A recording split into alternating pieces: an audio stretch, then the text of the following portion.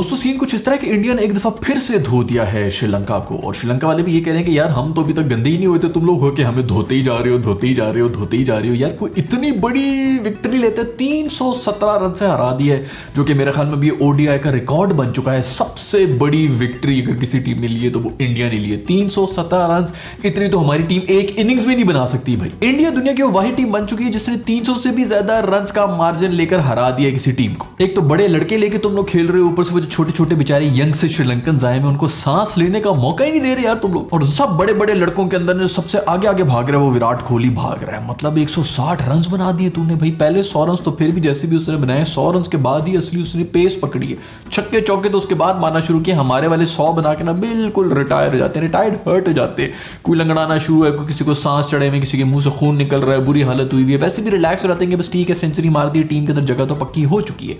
Boy ने 100 के बाद ही असली इनिंग्स के लिए जो अगले पता नहीं 66 रन बनाए, मार मार के। और सबसे हैरत की बात यह है कि एक दफा फिर से सेंचुरी मार दी है जनवरी 15 के ऊपर। गवर्नमेंट को चाहिए कि ये ऐलान कर दे कि भाई तो जनवरी 15 है ना, ये विराट कोहली डे है। इससे पहले भी कोई 4 सेंचुरियां मार चुका है, चारों की चारों जनवरी 15 के ऊपर ही मारी है इसने। भाई बस कर दे, तूने तो दोबारा से रीबूट ले लिया यार, दोबारा डेब्यू हो गया इसका, दोबारा से एक नई फॉर्म के साथ आया और पीछे हटने का नाम ही नहीं ले रहा है। और ये मेरे ख्याल में पिछली 4 ओडीआई इसके अंदर इसने 3 सेंचुरीज मार दी। पहले कम रन बनाए हुए तूने क्या, तुझे इसकी भी कसर रह गई थी कि और तूने रन बनाने हैं, ऊपर से होम ग्राउंड, ऊपर से ओडीआई, ऊपर से कोहली की फॉर्म वापस आई हुई। ये होता है वो एडवांटेज जो कि होम ग्राउंड्स का होता है। मैं इसी के बारे में रोता रहता था कि हमारे प्लेयर्स को ये नसीब नहीं हो रहा। अब तो हमें वो भी जो है ना नसीब हो जाता है। हम लोग खुद हाथ जोड़ के बैठे हुए कि भाई होम पे नहीं हमने खेलना, ना हमें पिचेस की समझ आ रही है, वो बेहतर हमसे समझ के चले गए कि होम पे हमारी क्या कंडीशंस है। भाई 166 रन बनाए अगले ने, ये ओवर्स खत्म हो गए, नहीं तो मुझसे लिखवा लो, इसने 200 रन बना देने थे। 13 चौके 8 छक्के, बाहर निकल के खेल रहा है पूरे ग्राउंड के ऊपर। बॉय ने एक स्पॉट के ऊपर शॉट मारी। 46 ओडीआई 100 ये मार चुका है। रिकॉर्ड जो है वो मेरे ख्याल में 49 या 50 का है, जो कि सचिन का है मेरे ख्याल में 49 का ही है। तो ये जो इसने 4 एक सेंचुरीज है ना, ये इसी साल के अंदर पूरी कर देनी है। बहुत से लोग इसको कंपेयर कर रहे होते हैं, बहुत से लोग जो है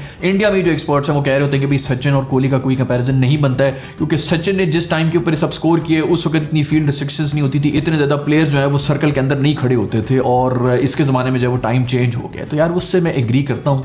दूसरी बात ये भी है कि सचिन के जो उस जमाने के अंदर जो फास्ट बॉलर्स है उसका भी मेरे ख्याल में 10% टैलेंट भी नहीं है जो इस वक्त खेल रहा है। हमें तो सिर्फ पाकिस्तानी फास्ट बॉलर याद है, लेकिन हर टीम के अंदर ही 2 से 3 ऐसे जबरदस्त किस्म के वर्ल्ड क्लास फास्ट बॉलर्स हुआ करते थे कि जिनकी सीम भी हो रही है, स्विंग भी हो रही है, हर रिवर्स स्विंग भी हो रही है, बदनी ऊपर से बॉल टैपरिंग, क्या कुछ हो रहा था उस जमाने के अंदर। अगर किसी बैट्समैन ने इतने स्कोर किए तो वो वाकई काबिल तारीफ है। लेकिन दैट सेड इसमें कोहली का तो कोई कसूर नहीं है ना, बाकी भी तो बैटर्स हैं जो कि इसके एरा के अंदर खेल रहे हैं, इन्हीं फील्ड रिस्ट्रिक्शंस के साथ वो लोग भी खेल रहे हैं। तो यार इतनी भी कोई सिंपल बात नहीं, हर बैट्समैन जो है वो डिफरेंट एरा में आता है और उस एरा के हिसाब से ही वो नंबर 1 होता है, नंबर 2 होता है। तो इसलिए मेरे ख्याल में इन दोनों का कोई कंपैरिजन बनता नहीं। वैसे कोहली के साथ साथ उनका जो गिल है उसने भी सेंचुरी मार दी है। उनके बड़े तो छक्के मार ही रहे हैं, सेंचुरियां मार ही रहे हैं, उनके छोटे भी इस वक्त सेंचुरियां मारने शुरू हो गए। ऐसे आसानी से सेंचुरी मार देते जैसा कान के पास कोई मच्छर है जिसको मारना है। वैसे बड़ी मुश्किल बात है कान के पास वाले मच्छर को मारना। एक तो ये 100 मार रहे हैं, चौके मार रहे हैं, उधर उन मासूम लंकन जो है ना उनकी बाउंड्री के ऊपर बुरी हालत हुई, वो बाउंड्री के ऊपर टकरे भी खा रहे हैं, टकरे खा के चौके दे रहे हैं। ये बड़ी कोई खतरनाक किस्म की इनके आपस में विच हो गए, दोनों बॉल को देख रहे हैं और स्लाइड करके आपस में टकराए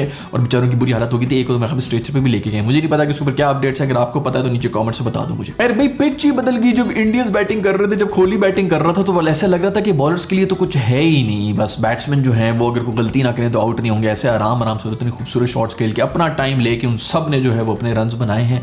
लेकिन जब श्रीलंकन जाए तो उस वक्त लग रहा था कि यार ये तो बॉलर्स की ही चांदी मची हुई है, कभी इधर सीम हो रही है, कभी उधर सीम हो रही है, ऊपर जा रही है, कभी नीचे जा रही है, कुछ समझ नहीं आ रही थी इन श्रीलंकन बैट्समैन को कि करना क्या। दूसरी तरफ मैं कहता हूं कि दुनिया में अगर कोई खुशनसीब तरीन लोग हैं ना तो वो हैं इंडियन बॉलिंग यूनिट, जो मतलब 390 रन जिनको डिफेंड करने हो उनसे ज्यादा खुशनसीब और क्या हो सकता है। इस सीरीज के अंदर आप देखें तो मैं हमें कोई दूसरी दफा है जो 350 से ज्यादा रन बनाए हुए, तो पीछे बॉलर्स के ऊपर प्रेशर ही किधर रह जाता है। लेकिन इस पूरी सीरीज के अंदर अगर कोई चीज मुझे चुभती रही ना तो वो ये चुभती रही है कि भाई ये किस किस्म की किट्स हैं। मतलब आप ये जरा इन दोनों की किट्स देखें, दोनों की दोनों ब्लू है। मैं कोई 5 साल से लगा हुआ हूं यार कि यार कुछ थोड़ी सी, मतलब हम बचपन से देख रहे हैं कि इंडिया किस कलर में आ रहा है, श्रीलंका किस कलर में आ रहा है। इमेजिन करो कि अमेरिका में बैठा कोई गोरा जो है इस मैच की वजह से उसको इंट्रोड्यूस कराया गया वो क्रिकेट से, तो वो देख के तो यही कंफ्यूज हो रहा है कि कौन क्या है भाई।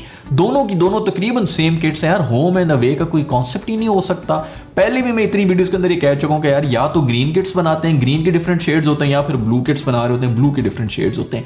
कब निकलेंगे हम ग्रीन एंड ब्लू से बाहर यार? इतनी बड़ी कौन सी साइंस है जो कि आईसीसी को समझ नहीं नहीं आ रही। ऊपर से इंडिया के झंडे के अंदर ऑरेंज रंग वैसे ही बहुत ज्यादा प्रोमिनेंट है यार। ऑरेंज रंग की किट बना दो, मैं इन्होंने किसी एक टूर्नामेंट में ऑरेंज बनाई भी थी जो कि इंडियंस को ज्यादा पसंद नहीं आ रही थी। और नहीं तो होम एंड अवे तो होनी चाहिए, 2 किट्स तो कम से कम होनी चाहिए। मेरा ख्याल में इनकी ऑरेंज होनी चाहिए। चलो अगर उनकी ऑरेंज होती है कि नहीं होती। श्रीलंका की किस एंगल से ब्लू रंग की किट बनती है यार? ये मतलब इनका झंडा है, इस झंडे के अंदर आपको नीला रंग नजर किधर आ रहा है यार? मुझे तो इस बात की समझ नहीं आती। अच्छा भला मरून है, येलो है, मरून रंग की क्यों नहीं इनकी कोई किट बन सकती? मरून और येलो वैसे ही बहुत खूबसूरत लगेगा। ये कौन सी कोई बहुत बड़ी रॉकेट साइंस है जो इनको समझ नहीं आ रही आज तक? सारी टीम्स या तो ब्लू के पीछे पड़ी हुई है या फिर ग्रीन के पीछे पड़ी हुई है। डिफरेंट ग्रीन के शेड्स आ रहे हैं, एक ही तरह के ऊपर नीचे हो रहे होते हैं। पाकिस्तान और बांग्लादेश का मैच हो रहा था तो समझ नहीं आ रही थी कि कौन सी टीम है। अभी ये इंडिया और श्रीलंका के बीच इस किस्म का मैच हुआ है। खैर अगर मेरी वीडियोस में कहीं कोई श्रीलंकन दोस्त देख रहे होते तो इसकी ट्रांसलेशन करके अपनी जो बोर्ड है मैनेजमेंट है उसको दिखा दें, उनसे कह दें कि इनके झंडे के अंदर कहीं पे भी कुछ भी ब्लू नहीं है। मुझे नहीं समझ आ रही कि इनकी किट्स क्यों ब्लू होती है। और अगर आईसीसी में कोई देख रहा है तो खुदा के लिए यार होम एंड अवे किट्स बना दें और ये ब्लू और ग्रीन का चक्कर बंद कर दें यार।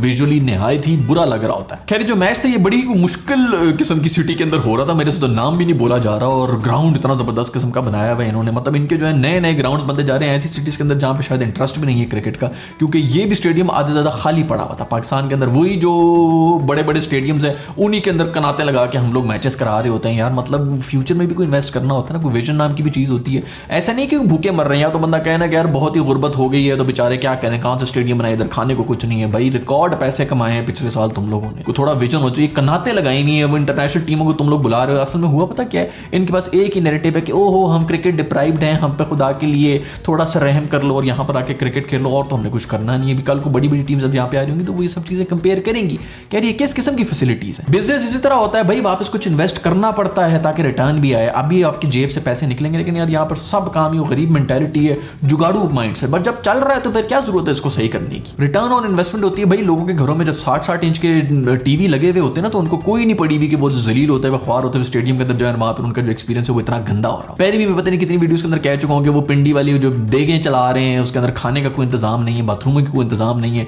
और बाकी वो कराची के अंदर तो वैसे ही दूसरे मसले बने हुए के अंदर घुसना ही एक अजाब हुआ होता। बंदा कहता है मैं 3 किलोमीटर कभी जिंदगी में अपने मारे पीछे वो रीच भी पड़ जाए ना, कुत्ते पड़े हो तब भी हम हार मान जाते हैं यार, सांस फूल जाएगा, कटवा लेंगे अपने आप को, भागेंगे नहीं। और इतना चला रहे हो तुम लोगों को। खैर खबरें कुछ इस किस्म की आ रही है कि हमारे को 3 मेरे ख्याल में कप्तान जो है वो अनाउंस होने लगे हैं। सरफराज जो है वो टेस्ट के कप्तान होने लगे हैं, शान मसूद जो है वो ओडीआई के कप्तान होने लगे हैं, और बाबर को T20 का कप्तान बना रहे हैं। ये किस किस्म की जीनियस थिंकिंग हो रही है। एक जमाने में होता था कि जो भी हमारा कप्तान होता था ना उसको कप्तानी से डायरेक्ट टीम से ही निकाल दिया जाता था। अब जो टीम में नहीं है उनको डायरेक्ट भर्ती करके कप्तान बनाया जा रहा है। शान मसूद की ओडीआई में अभी तक कोई जगह नहीं बन रही है। सरफराज का अभी कम बैक नहीं होगा, उसको कप्तान बनाना शुरू कर दी। बस हमें पुराने वाले वक्त आना शुरू हो गए जिसके अंदर बस कॉमेडी ही हो रही होगी। कॉमेडी तो वो कर रहे होंगे, मैं पता नहीं यहाँ पे बैठ के क्या करूंगा। खैर दूसरी खबर ये भी है कि हमारा जो रिजवान है वो यहाँ पर रात को ओडीआई खेल रहा था, जो हम न्यूजीलैंड से तारीखी सीरीज हारे हैं उसके अंदर रात को वो यहाँ पर खेल रहा है, और अगले दिन दोपहर को वो वहां पर बांग्लादेश के अंदर लीग हो रही है उसके अंदर ओपन कर रहा था। और उसको पता नहीं कहां से उड़ा के लेके गए, उसको हेलीकॉप्टर में भी उठा के लेके चले गए, फौरन उसको पहुंचा दिया जाए। भाई बंदे को जो है जेट लैग नाम की पता नहीं कुछ 4-4 बॉलें उसको नजर आ रही होंगी, और वही हुआ।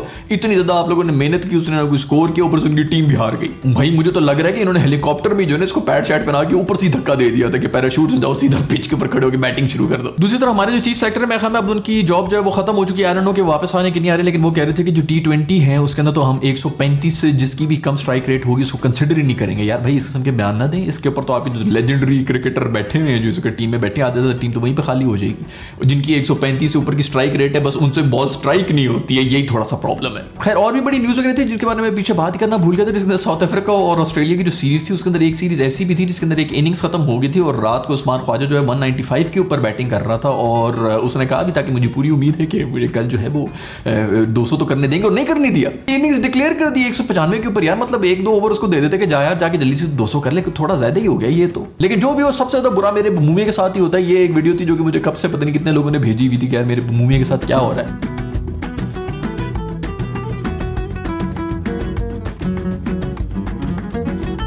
इस मासूम के साथ ये सब जानबूझ के कर रहे हैं इस किस्म की हरकतें। मुझे उम्मीद है कि आज की एपिसोड आपको पसंद आई होगी। ऐसा तो लाइक के बटन को छू लें। अगर आपने अभी तक सब्सक्राइब नहीं किया तो यहाँ पर मैं अपनी शक्ल का पीले रंग का गोलू दे रहा हूँ, इसको छू लें, CPR में का हिस्सा बन जाए। I will see you in the next video, bye.